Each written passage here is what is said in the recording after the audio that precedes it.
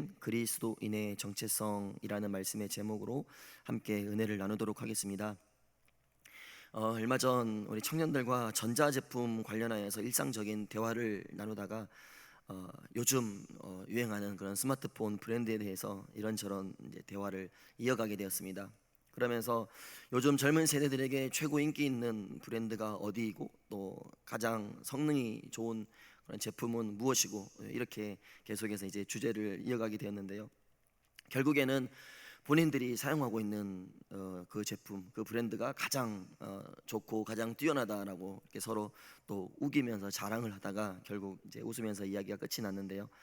그 후에 제가 이제 재미삼아서 전 세계 스마트폰 점유율 순위를 알아봤더니 2022년을 기준으로 봤을 때 자랑스럽게도 우리나라 모 기업 제품 브랜드가 외국 회사 제품과 1, 2위를 다투면서 상위에 올라가 있는 것을 보게 되었습니다. 뭐 다 잘 아시는 그런 유명한 제품들인데요. 그런데 자랑스럽긴 하지만 또 한편으로 조금 죄송스러운 건 저는 외국 회사 제품을 쓰고 있습니다. 써보니 너무 좋더라고요. 제가 그 회사 제품만 고집하면서 쓴 지가 벌써 이제 10년 정도 되는데요. 처음에 저도 이제 국산 제품을 사용했었는데 너무 오랫동안 사용하다 보니까 고장이 나서 이제 바꿔야 되겠다라는 생각을 하고 제품을 알아보던 중에 마침 그때 그 외국 브랜드 제품 그 신상 스마트폰이 출시된다는 그런 소식을 듣게 되었습니다. 그때만 해도 제가 그 회사 제품을 써본 적이 없어서 이제 고민을 좀 했었는데요. 마지막까지 고민을 하다가 이제 최종적으로 그 회사 제품을 이제 선택해서 쓰게 되었는데, 제가 그때 그 제품을 선택하게 된 이유가 뭐였냐면 당시 TV에서 이제 그 제품을 소개하는 광고 문구, 그 광고 문구가 너무 마음에 들었습니다. 어떤 문구였냐면요, 이런 문구였습니다. 달라진 것은 단 하나, 전부입니다. 이 문구가 마지막까지 그 제품을 고민하던 저의 마음을 이렇게 좀 사로잡았던 것 같습니다. 좀 느낌 있지 않습니까, 여러분? 달라진 것은 단 하나, 전부입니다. 물론 제가 그 회사 제품을 처음 써봤기 때문에 뭐 어디가 어떻게 달라졌는지 비교할 수는 없었지만 어쨌든 써보니 뭔가 조금 다른 것 같았고요. 또 확실히 어떤 좋은 것 같은 그런 인상을 받았습니다. 근데 여러분, 정말로 이 문구가 사실이 되고 정말로 이 문구가 확실하게 다가오는 곳이 있습니다. 그것은 바로 우리 교회입니다.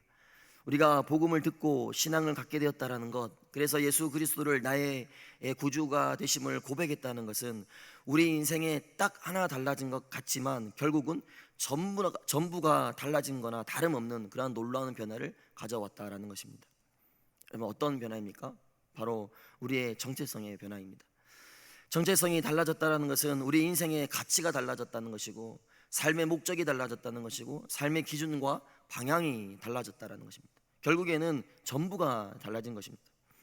그래서 고린도후서 5장 17절 말씀에 그런즉 누구든지 그리스도 안에 있으면 새로운 피조물이라 이전 것은 지나갔으니 보라 새 것이 되었도다.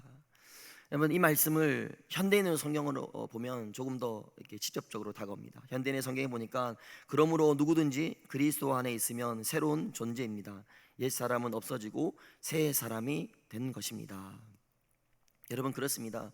예수 안에 거할 때, 우리가 복음을 받아들일 때 그야말로 우리의 전부가 달라진 것입니다. 그래서 오늘 본문에 보니까 그렇게 예수 그리스도로 인하여서 변화된 성도에게 그리스도께서 새롭게 부여하신 그 정체성, 그 정체성에 대해서 이렇게 선언하고 있습니다.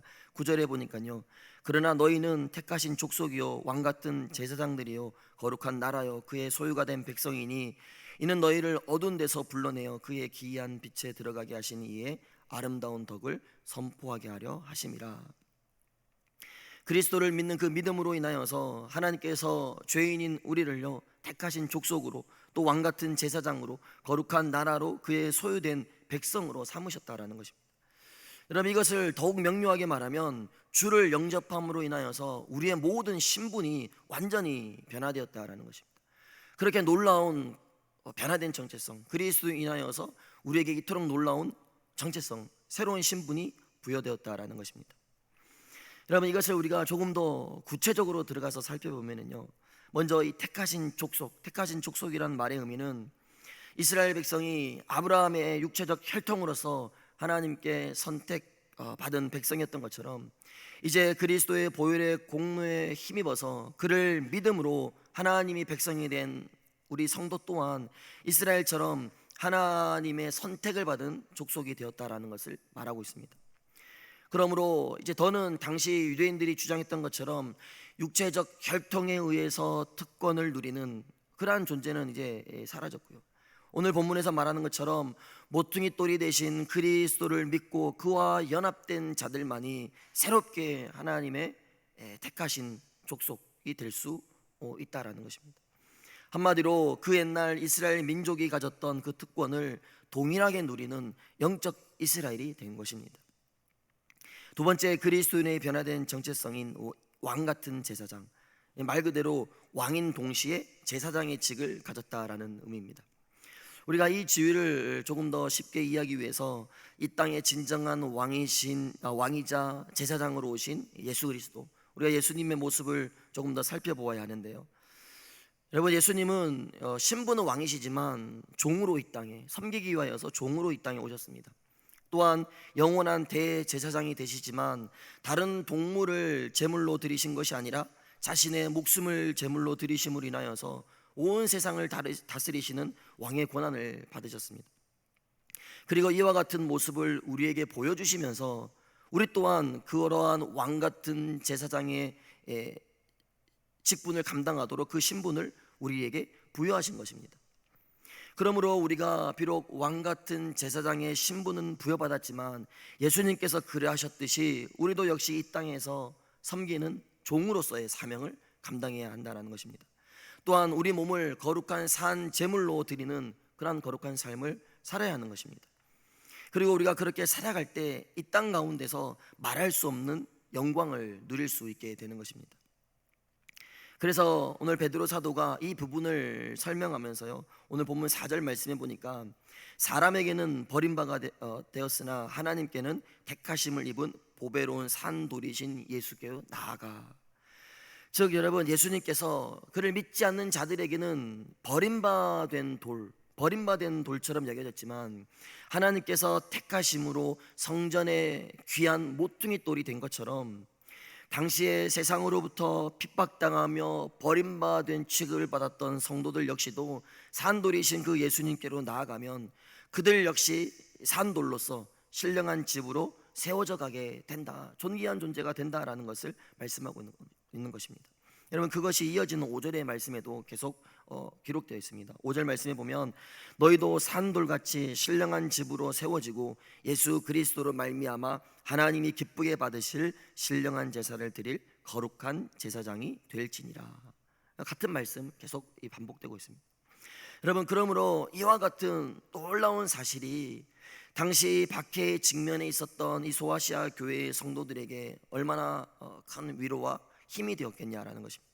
비록 지금은 자신들이 세상 사람들에게 배척당하고 핍박당하고 박해를 당하며 고난과 환난 가운데 있지만, 그러나 그것이 끝이 아니라 예수를 택하셔서 살리신 그 하나님께서 자신들 역시도 살리실 것을 확신할 수 있었기 때문에 여러분, 이 사실이 그들에게는 엄청난 힘과 위로가 되었을 것입니다. 여러분, 이것은 오늘날을 살아가는 우리에게도 그대로 적용되는 말씀입니다.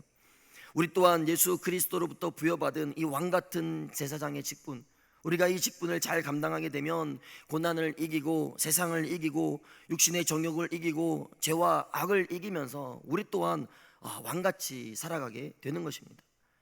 이것이 왕같은 제사장의 지위, 그 신분을 부여받은 성도들이 누리는 영광인 것입니다. 이로써 성부 하나님과 성자 예수님 그리고 성령 그 외에는 우리가 그 누구도 그 무엇에도 종속되지 않는 그러한 영적 지위를 누리게 되었고요, 또 언제든지 주님 앞으로 나와서 하나님께로 나와 신령한 제사를 드리는 예배자로서의 삶을 우리가 마음껏 살아갈 수 있는 그러한 은혜를 누리게 되었습니다. 또한 우리에게 주신 그 구원의 복음, 그 은혜, 우리에게 주신 그 은혜를 세상 가운데 나아가서 선포하며 전하는 그러한 삶을 살아가게 되었다라는 것입니다. 이처럼 우리 성도는 구약의 제사장이나 왕들조차도 누리지 못했던 그 지위를 함께 누리는 영광을 우리가 누리며 살아가게 된 것입니다. 여러분, 이것이 변화된 우리의 정체성이다라는 것입니다. 세 번째로 그리스도인의 변화된 정체성은 거룩한 나라입니다.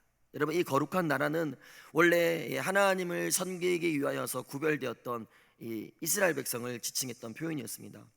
그런데 그 표현이 이제 우리 그리스도인들에게 쓰였다는 것은요, 성도들 역시 이스라엘 백성들이 그랬던 것처럼 구별되고 정결한 백성으로 살아가야 하는 그러한 존재임을 우리에게 말씀해 주고 있습니다. 또 마지막 네 번째 그리스도의 정체성은 그의 소유된 백성이 되는 것입니다.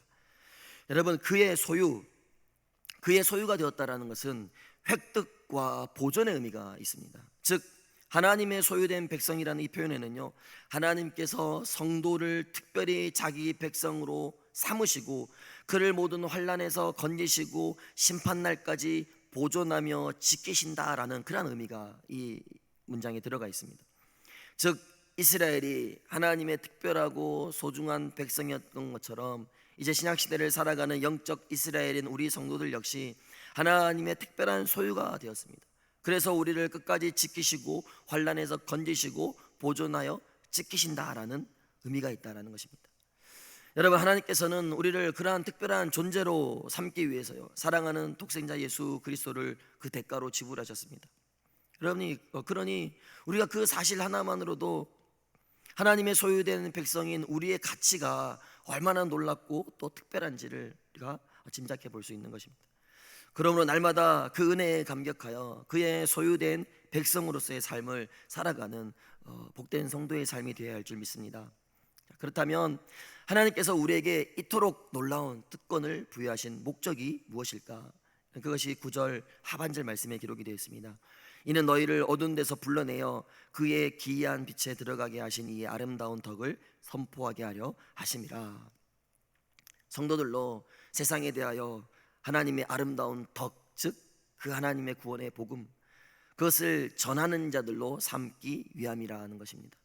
그러므로 그 특권을 부여받은 우리는 감사함으로 세상 가운데 복음을 들고 나아가 전하는 자의 사명, 그 사명 또한 우리가 감당해야 한다라는 것입니다.